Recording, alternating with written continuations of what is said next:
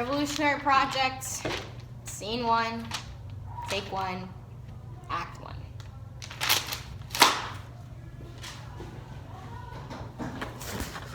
Wait, okay. What are you doing, George? I've created this act called the Intolerable Act, which closes the downtown meetings. If you commit a crime, you're sent here where I decide your punishment. And my favorite, the Quartering Act. Does it close ports too? Yes. That seems really cruel. I warn you, George, you mustn't push the colonies too hard, or else you will lose all your power over them. And then where will I find the silk for my dresses? Georgia must be kept happy. It was your gift. And they have to be angry about it. You must do something. That is true, but they have to stay with us because they are just getting started and they are very dependent on us. They also are poor. Remember, I'm keeping them occupied with the whole which parish will have the most power nonsense. I warned you. You being rude isn't going to go anywhere. Just like my knitting. Hi, I'm Austin Dabney. I'm Hart. Nancy Hart. I heard you was a legend down here and I just had to come hear the tale for myself. Well, I wouldn't call myself a legend. A goddess, maybe. Hero and protector of all. Well, that's what I call myself. Anyway, my tale happened just a short few weeks ago. I was at my house serving dinner to my 8 kids, being a nice, kind Southern woman. When I heard a knock at the door, I answered. And all of a sudden, these 5 British guards just come traipsing in like they own the place, thanks to the Quartering Act. And anyway, I'm being real nice to them, and I'm serving them drinks and serving them dinner, and I'm talking to them about my neighbor, John Dooley, the one they shot. So I served them more drinks and sent one of my daughters out for help, discreetly. And as she was doing that, I was slowly pulling their guns away one by one. And by the 3rd one of them was starting to notice, catching on. It took them long enough.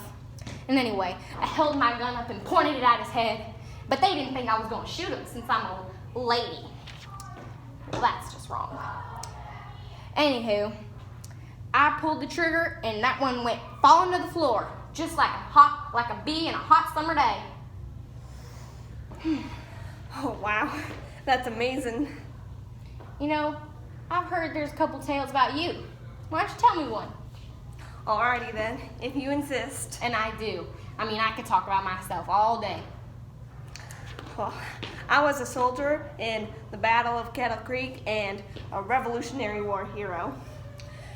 Each soldier got their own plot of land fighting for people but a lot of people didn't think that I deserved my plot of land. Finally, I've got my own plot of land in Dabney County. Wow. Sounds like we're both heroes then. I think their rigs are going to fall off because how hard they're working on our government. Well, they can't exactly just tell everyone to be nice and assume everyone will follow the rules. We have to have laws, because not everything's all goody-goody gumdrops. Well, who's going to represent our new government? Chicken Stew? William Few and Abraham Baldwin. Do you even read the paper? Later. So, they've got the Constitution already.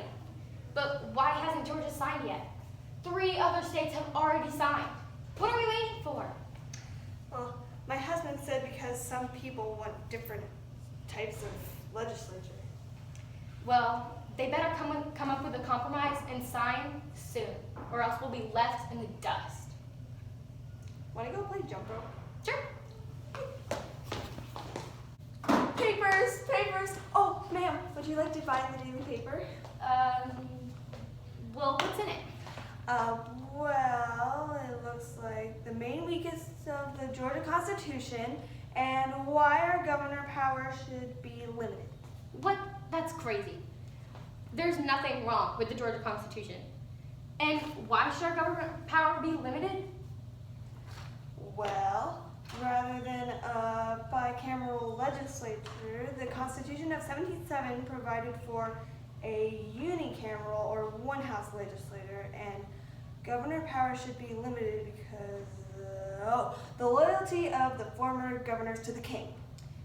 Well, I'm sure that's very interesting, but I'm not interested in buying what you're selling. Oh. It's 1777. No one even reads the paper anymore. Well, thanks anyways. Hello, we are the 3 signatories, and I'm Button Gwinnett. My signature on the Declaration of Independence is worth $250,000.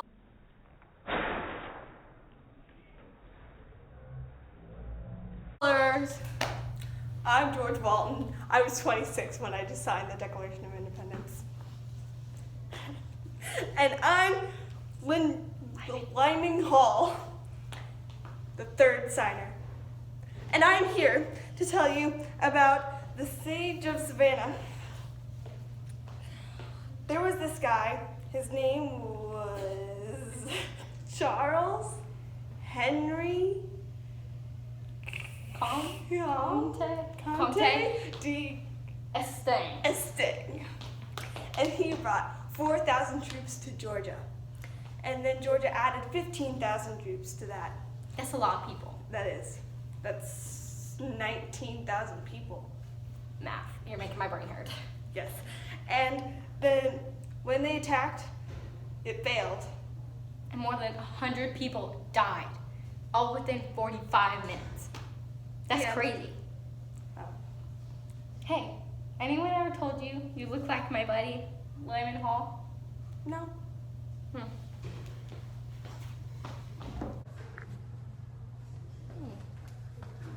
Howdy, y'all. What you reading there, Christy? Well, I'm reading this here newspaper. It says something about who our first governor's gonna be. Well, who is it? It says here it's some fella named John Trutland. Who's that? And who picked this feller? Anyhow, probably them rich folks in their big mansion and ugly wigs. No, it was the legislator of Georgia's government. They choose the governor. Oh no, here comes old man Jones. He found out I stole his prized tomatoes. Bye! Run, Steve, run!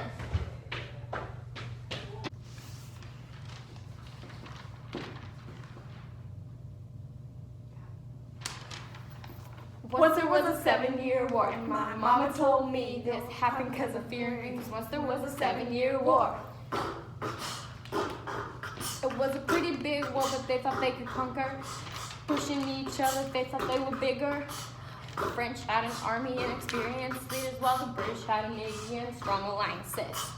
Once there was a 7-year war, and my father told me the British had a lot of debt and gained control of Canada, because once there was a 7-year war.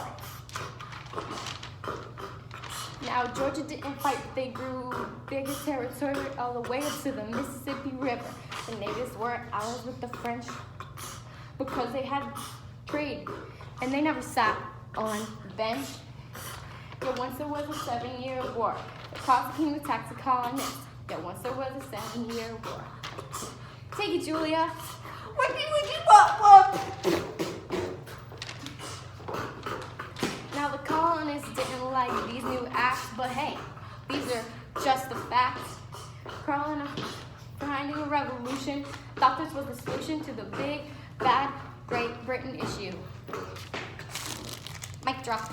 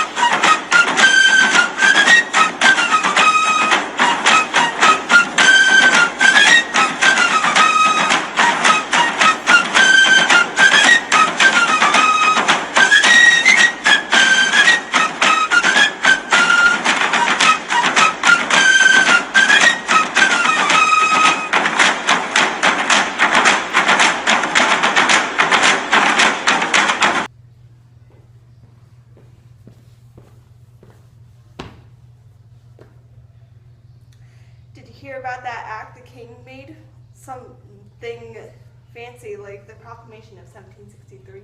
Yeah, I heard about it all right. My cousin lives in the colonies. He said his border got moved all the way to the St. Mary's River. And Georgia's too. Crazy. Why did he do that in the first place? Like something nice? Maybe he just likes to hear himself talk. He just doesn't want no colonists to settle west of the Appalachian Mountains. What do you think you would have had done if you hadn't become a guard? Oh, me? I'd be a swimmer.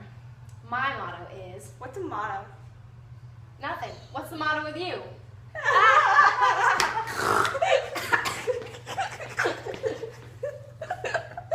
Rap battle. Julia versus the guy in the hat.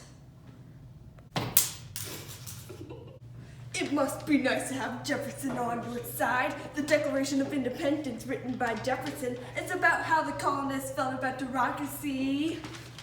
Independence, January 1776, Thomas Paine started it.